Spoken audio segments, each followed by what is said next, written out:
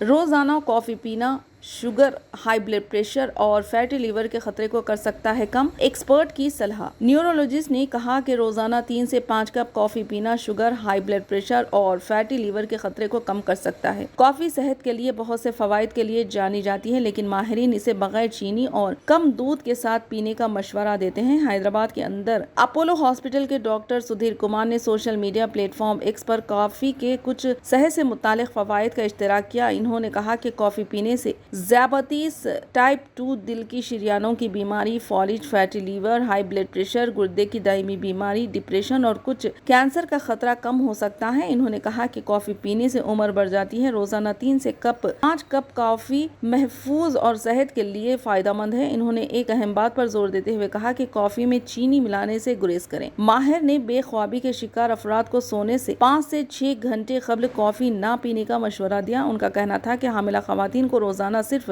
1 سے 2 cup coffee پینا چاہیے۔ شدید ہائی بلڈ پریشر والے افراد کو گرین ٹی پینی چاہیے۔ اگر کافی پینے کا دل کرتا ہے تو روزانہ 1 کپ کافی پی سکتی ہیں۔